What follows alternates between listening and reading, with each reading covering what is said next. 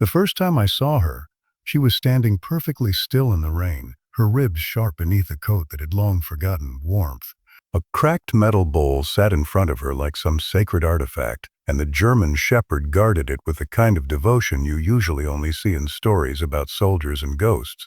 Cars hissed past on the wet road, throwing mist across her trembling legs, but she didn't move, not an inch. Her eyes, those deep, intelligent amber eyes, followed every sound but held on to nothing, as if everything she ever trusted had already vanished. I remember slowing down, my fingers tightening on the steering wheel, because something about the way she stood, proud, starving, unyielding, felt like a silent scream. The world around her was gray and dripping, but she looked like she was carved out of the storm itself. A lone guardian with nothing left to protect except an empty rusted bowl that no longer even smelled like food. She didn't bark, she didn't growl, she only stared at that bowl as though love might return if she just waited long enough. And in that moment, I realized I had stumbled into someone's unfinished story, one that was begging to be carried home. The first time I saw her, she was standing on the side of the road as if the world had narrowed into a single painful point. Rain clung to her fur in thin, dark tendrils, tracing the sharp outline of ribs that had forgotten what fullness felt like. But it was the bowl in front of her that caught me, not because it was rusted and dented, but because she guarded it with the fierce loyalty of someone who had already lost too much. Cars passed in long, impatient streams, spraying her with mist, yet she didn't step away.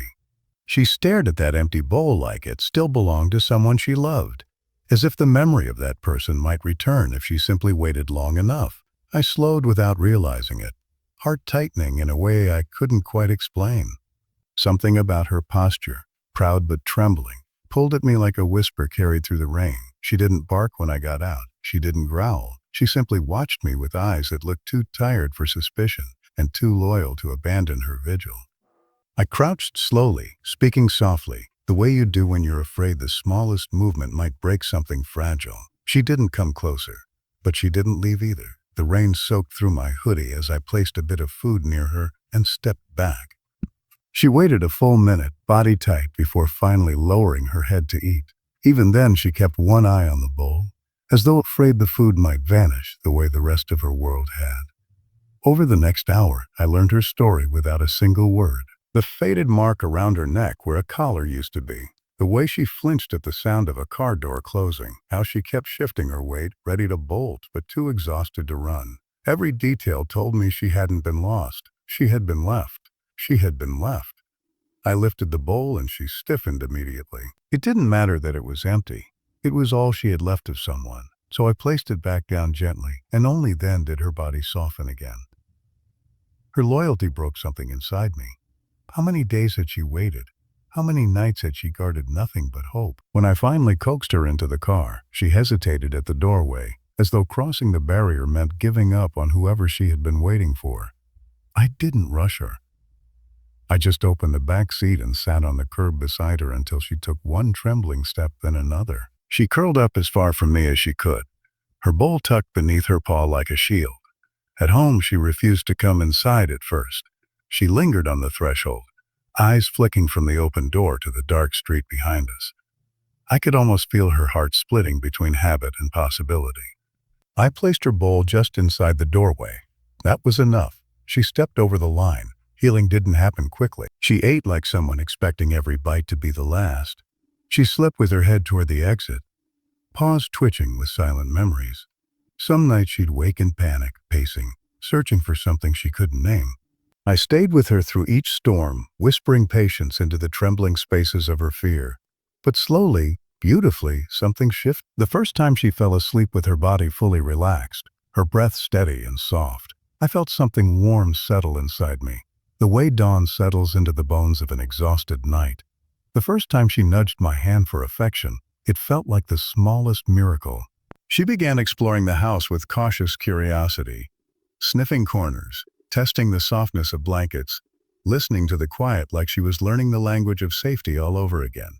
Yet the real turning point came one windy night when something triggered her past. A slamming sound from a neighbor's yard, sharp, sudden, sent her spiraling. She bolted out the door before I could grab her leash, sprinting down the street in blind panic. I chased after her, heart pounding, calling her name even though she'd never fully accepted it. The world blurred around us. Cold air slicing across my face, gravel crunching under our feet, the moon hanging low like an indifferent witness. I found her trembling behind an abandoned shed, her bowl nowhere in sight, her eyes wild with memory. I didn't approach quickly. I sat a few feet away, breathing hard, letting the night settle around us. My voice cracked when I finally spoke, saying words she couldn't understand, but emotions she could feel. I told her she wasn't alone anymore, that she didn't have to run, that whatever ghost she carried didn't have to own her future. She watched me with that same heartbreaking loyalty, but this time it wasn't directed at a bowl or a memory. It was directed at me. When she finally crawled toward me, inch by fragile inch, and pressed her head against my chest, the world seemed to exhale. I wrapped my arms around her and felt her trembling slowly quiet, as though she had made her decision in that dark, broken moment. She came home with me willingly that night. And the next morning, the morning that felt like a rebirth, she did something simple that shattered me completely. She left her bowl in the corner and walked to me instead, tail moving in a slow, uncertain wag that resembled hope learning how to stand again. She no longer guards the bowl. She no longer waits for someone who is never coming back. She eats with calm certainty, sleeps with trust curled into her bones, and watches the world with the steady strength of a survivor who finally understands she is safe. And sometimes, when she rests her head on my knee, I think about that rainy roadside and the empty bowl she guarded like a promise. I realized she hadn't been waiting for the person who left her. She had been waiting for the person who would stay. The next morning began not with sunlight, but with a hush, one of those early silences where the world seems unsure whether it should wake or keep dreaming. I found her curled near the door, her fur rising and falling with a rhythm that still carried the weight of yesterday's fear. The bowl sat beside her like a shadow she didn't want, but couldn't let go of. For a long moment, I simply watched her breathe. There was a softness around her eyes now, not trust exactly, but the faint loosening of a knot tied too tightly for too long.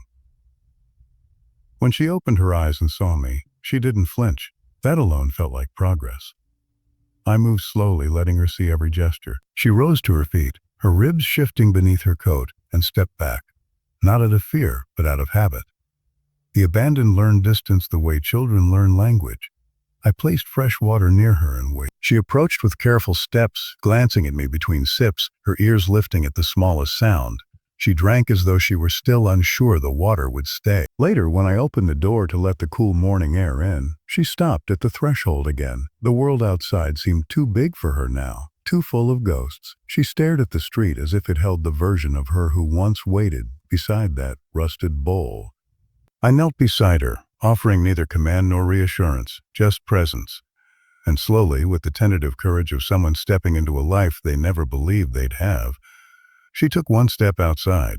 She didn't run. She didn't search for the past. She simply sat on the porch, watching the breeze move through the grass, as though trying to understand the quietness of this new space. Her bowl remained inside, untouched, and for the first time, I wondered whether she was learning to place her faith somewhere other than metal and memory. I spent the day letting her set the pace. She followed me from room to room, never close enough to touch, but never far enough to disappear. Her paws made almost no sound on the floor. She moved like a shadow that hadn't yet decided whether it belonged to the light. When I cooked, she watched from the doorway, her head tilted slightly, studying the clatter of pans as if the world was speaking a new language she wanted to understand. I dropped a small piece of cooked chicken on the floor and stepped back. She sniffed it, hesitated, then ate it with a gentleness that made my heart ache. In the afternoon, the house was warm with quiet sunlight, and I found her lying near the window, letting the light touch her fur. She wasn't sleeping. She was simply existing in a moment that didn't hurt. Outside, children played somewhere down the street, their laughter drifting through the open window. She lifted her head at the sound but didn't tense. It was the smallest sign of peace, but a sign nonetheless. That evening, I decided it was time for her first walk. Not far, just enough to let her feet remember what movement without fear felt like. When I brought out the leash, she stiffened.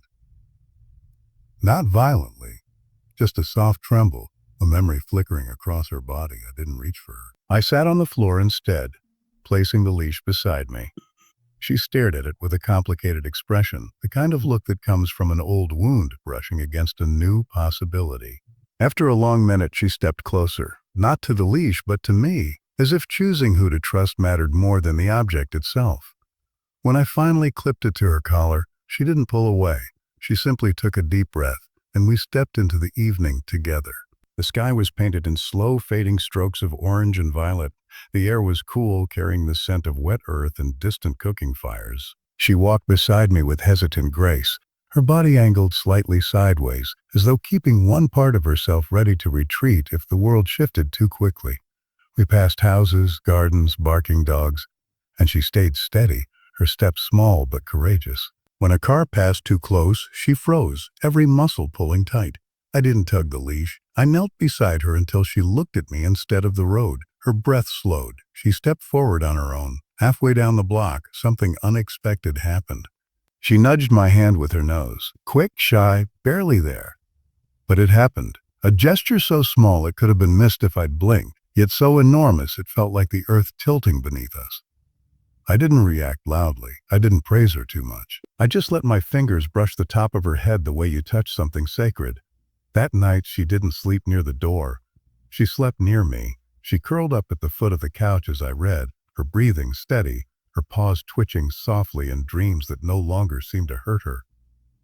Every few minutes, she'd lift her head and glance at me, checking, not out of fear, but out of a quiet need for reassurance. I'd speak to her softly, and she'd settle again, as if each word anchored her a little deeper into the present. Around midnight, I felt movement and looked down to find her standing near me, staring with an expression I couldn't name. She took a hesitant step forward and rested her head on my knee. It was a gesture so full of longing and uncertainty that for a moment I forgot how to breathe. I placed my hand gently on her fur, letting her decide how much contact she wanted. She didn't pull away. It was the first time she sought comfort instead of bracing for loss. When she finally lay down beside the couch and fell asleep with her body turned toward me rather than the door, I understood something profound. She wasn't just learning trust.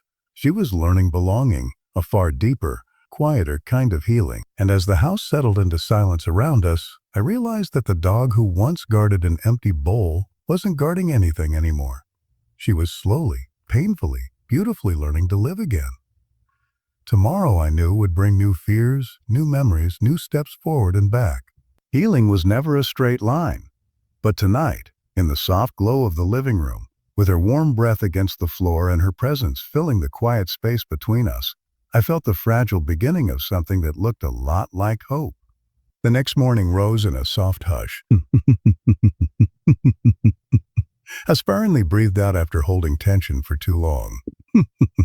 When I opened my eyes, she was already awake, sitting near the couch with her ears perked and her gaze fixed on me, not with fear, but with the quiet attentiveness of someone trying to map the contours of a new life. Light leaked gently through the curtains, warming the floorboards where she sat. For a moment, we simply looked at each other, two beings stitched together by a fragile thread of trust that had only begun to hold.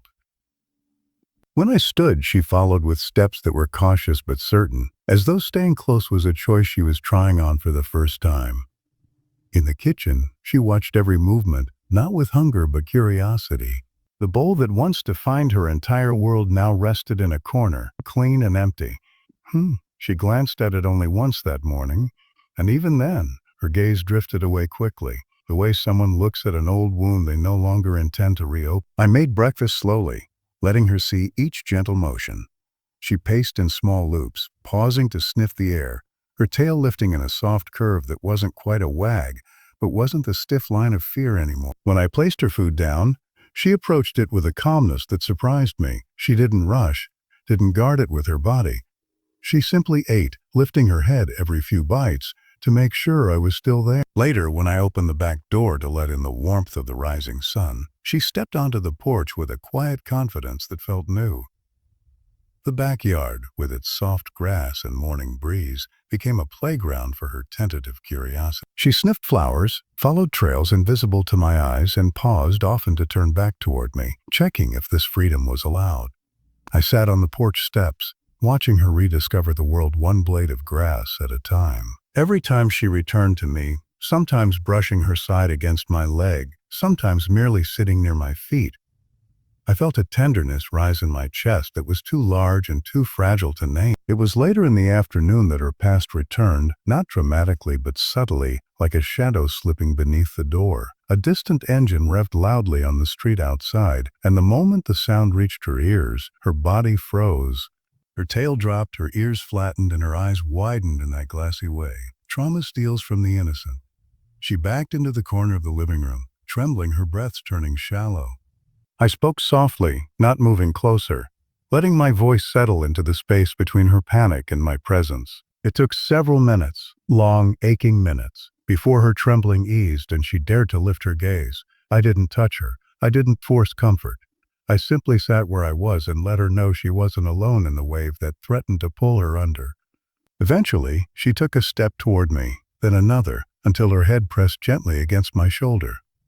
I let her decide the closeness. She stayed there, leaning into my side as her breath steadied, and in that quiet moment, I understood that healing isn't measured in how much fear disappears, but in how much strength grows in the spaces where fear used to live. By evening, she seemed lighter again, as if the storm inside her had passed. She followed me into the small spare room I had been slowly turning into her safe haven. A soft blanket, a low bed, a few toys she still didn't quite know how to play with. She stepped inside and circled the bed, sniffing its corners, then lay down with a sigh that felt like surrender. Not to fear, but to rest. I sat near her, not too close, just near enough that she could feel my presence if she needed. She drifted in and out of sleep, her paws twitching in tiny bursts as if running through dreams too gentle to frighten her. Later that night, something remarkable happened. I felt a weight near my feet and looked down to see her placing her chin gently on my ankle. It was such a small gesture, but it held the weight of 1,000 unspoken declarations. She trusted me, not fully, not completely, but enough to rest part of herself on me, and that was everything. As the night deepened, we sat together in that quiet room, the world outside dimming into distant streetlights and soft cricket song. Sometimes she would lift her head to study my face, her eyes deeper than languid. In them, I could see the flicker of a question she didn't know how to ask. "Are you staying? Are you real?" So I stayed. Day by day, her confidence began to bloom. Not loudly, not in leaps, but in tiny, beautiful motions. She began greeting the morning with a soft tail wag. She learned the sound of the treat bag and the clink of her leash. She started sleeping not by the exit, but in the middle of the room, her body open instead of curled defensively. The nightmares still came sometimes, pulling her into restless pacing or sudden whimpers. But now when she woke, she would look for me instead of hiding, and I would be there. One afternoon, I saw her do something I hadn't seen before. She reached for one of her toys, a small, worn ball, then nudged it with her nose. Not play exactly, but exploration. The kind of gentle curiosity that comes only when an animal feels safe enough to wonder. When the ball rolled toward me, she watched my reaction closely. I rolled it back. She didn't chase it, but she did step closer and rest her paw on it, as if claiming a piece of joy she never thought she could touch. That night, she slept soundly, stretched fully across her bed, her chest rising and falling with the peace of someone who no longer counted the exits. I sat nearby, watching her in the soft glow of the lamp. Her bowl was still in the corner of the room, but she hadn't touched it all day, not with fear, not with longing. It was just an object now, not an anchor. And as she breathed quietly in the dark, her fur rising like slow waves, I realized something had shifted. She was no longer surviving. She was beginning to live. The night settled over the forest like a dark curtain, thick and heavy, pressing against the wooden walls of the cabin. Eric stood near the window, staring out into the blackness between the trees. Something felt wrong, subtle, invisible, but sharp enough to make his instincts rise like cold steel. Behind him, the German shepherd rested on a blanket he had placed by the old heater.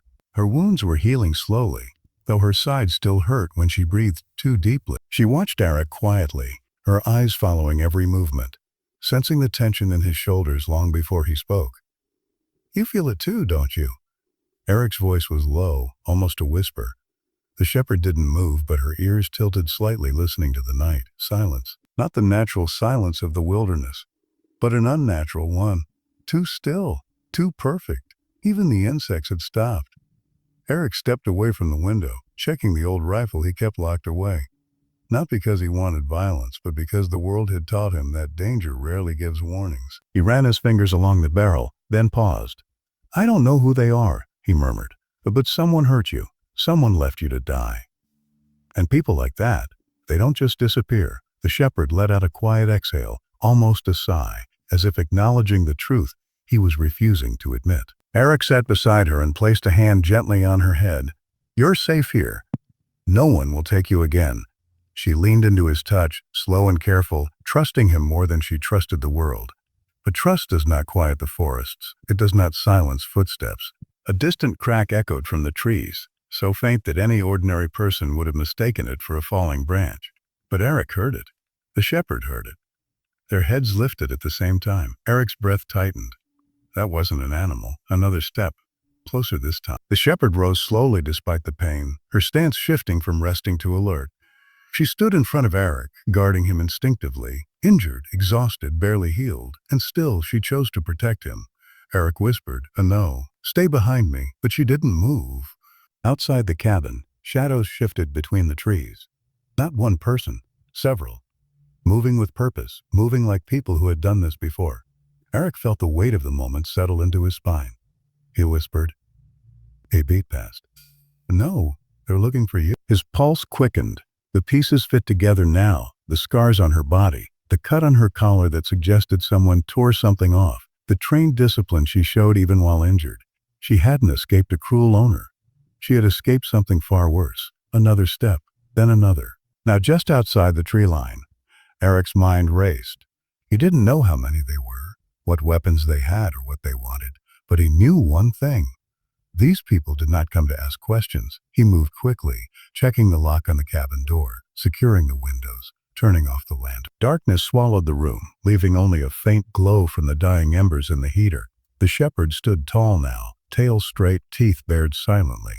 Her body trembled slightly from the strain, but her stance was unbroken. She had more courage in her injured frame than most humans carried in their whole lives. Eric whispered, "If they get in, run. Promise me." She refused, staring at the door with unwavering focus. Eric shook his head. "You stubborn, brave girl." A sudden thud shook the door. Eric froze. The shepherd growled, low, deep, controlled. A second thud, stronger. Then a voice from outside, cold and confident. "She's here. Tear it open." Eric grabbed the rifle and positioned himself by the wall. He wasn't a man who sought conflict, but he wasn't someone who backed down from protecting those who needed him. Another slam. The wood creaked. Eric shouted, "This is private property. Leave now." Before he could finish, a fourth strike shattered the door flew open, splintering against the wall. 3 figures stepped into the cabin, faces covered, weapons in hand. Eric raised the rifle but didn't fire. Not yet. The shepherd sprang forward, her growl exploding into a bark that shook the small cabin. She stood between Eric and the intruders, her body lowered, ready to lunge despite the pain in her ribs. One of the men stepped forward. "There's no need for the gun," the man said calmly. "We're here for the dog. She doesn't belong to you." Eric's voice came out low, firm. "She doesn't belong to you either." The man tilted his head. "You don't understand. She's valuable, trained, and she ran away with something she shouldn't have." Eric's jaw clenched. "She's not going anywhere." The man sighed. He moved aside. He reached for the shepherd. Eric fired. The shot hit the wall above their heads, sending wood chips flying. Back, away from her. The intruders froze, but only for a moment. The shepherd lunged, aiming for the armed man's wrist. She moved fast, faster than any injured dog had the right to. Her jaws clamped down, and the man cried out, stumbling backward. Chaos erupted. Eric shoved a second intruder aside, using the rifle as a shield rather than a weapon.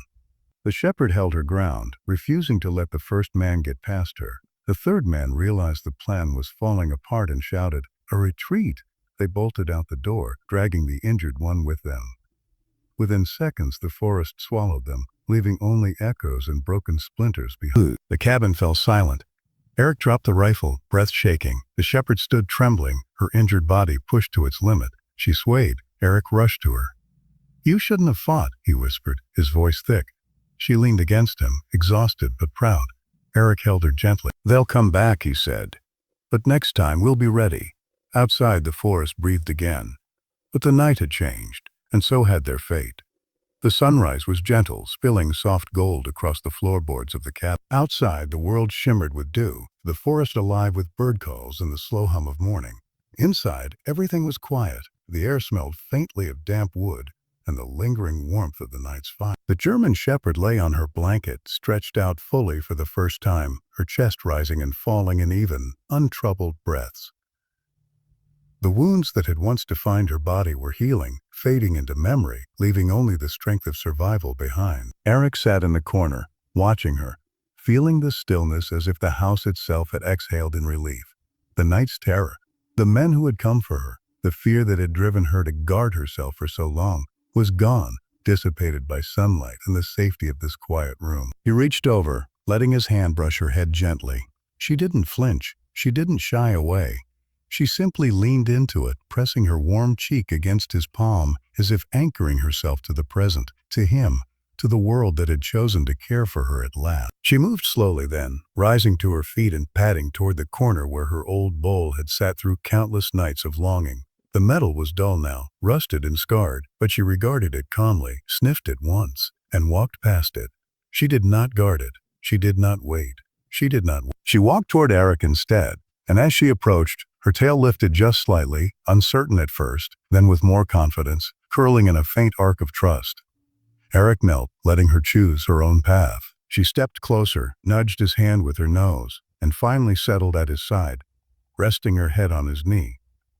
In that moment, the years of neglect, fear, and hunger that had shaped her existence seemed to dissolve. The bowl she had guarded like a relic of lost love no longer mattered. She had chosen something far more enduring. Belonging. They spent the morning like that, in quiet companionship. Eric moved about the cabin, preparing breakfast, tidying up, watching her explore her new home with careful curiosity. She sniffed corners, stretched her legs on the soft rug, and returned repeatedly to check on him, to make sure that the world he represented had not disappeared. And Eric, watching over her, felt a tear slip down his cheek, not for sorrow, but for the impossible joy of having found something worth saving, and something that had, in turn, saved him. And in the golden morning light, with the forest breathing around them and the bowl sitting quietly in the corner, the story that had begun in emptiness and despair reached its quiet, perfect conclusion. She chose to stay.